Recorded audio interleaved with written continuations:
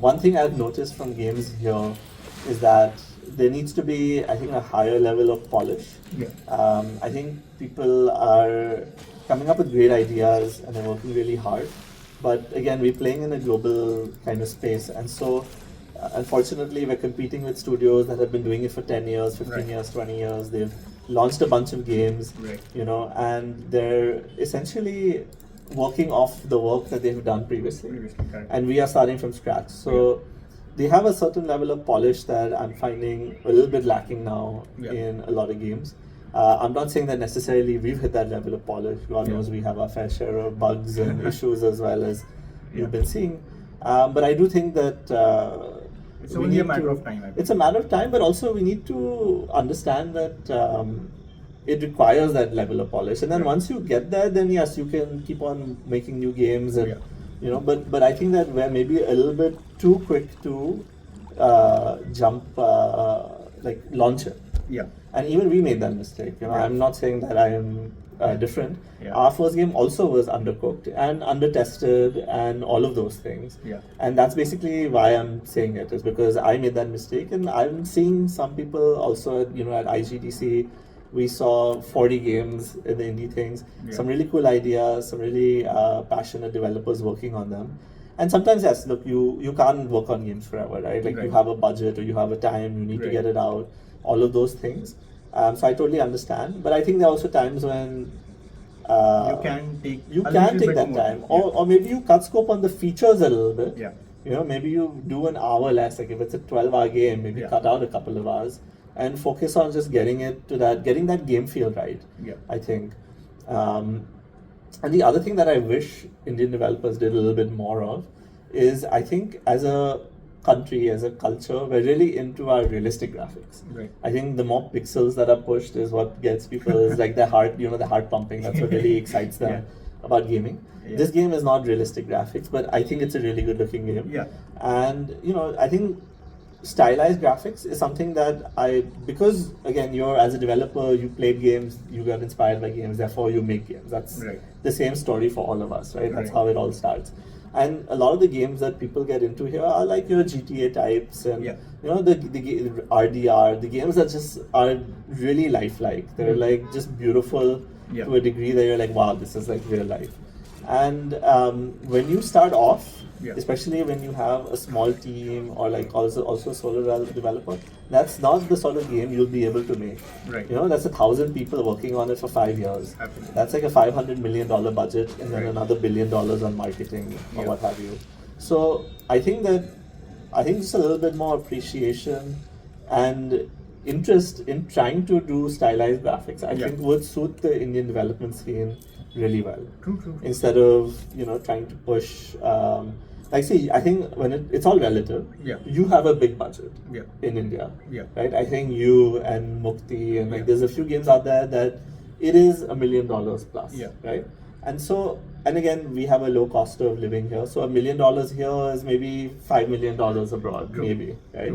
So it's a pretty decent budget. Again, it's not like AAA, but it's a comfortable budget. Still relatively smaller as compared to, like, let's take for example Sleeping Dogs. Yeah. Sleeping Dogs had a budget of $30 million back then when it was released. The recent example, Wukong, which has been a global sensation now. They clocked in 600 million plus in a few days time. But that game had a dev budget of $40 million. I heard 80 million. 80 million. Maybe mine includes marketing. So I read 40 million somewhere. It might be, but it is definitely. It's at least above, 40. Above 40, right? Yeah. That is, if you multiply, that's what. How much? I don't even know. My math is a bit weak, but if you convert that in crore, that's in few hundreds or thousands of crores, right? 30 to 100 crores, I think. Yeah. So. No, sorry, 300 crores. 320 crores. So, like that amount of budget, if you want to pump into one single project, and it's not guaranteed that you will recover that money. Right? Like for example, even the best of the best game devs, like CD Projekt Red for that matter, they made Witcher 3, which was so critically acclaimed, and then there was Cyberpunk. So it's just a cautionary tale and a reality check that it is not a matter of how much budget you put in. It's about how effectively you are able to piece that budget together. And I think the smaller developers, there is a lot of scope in smaller games. Games like Undertale, which is so satisfying experience. It's a unique take. It's not realistic. It does not have realistic graphics. It has pixel graphics.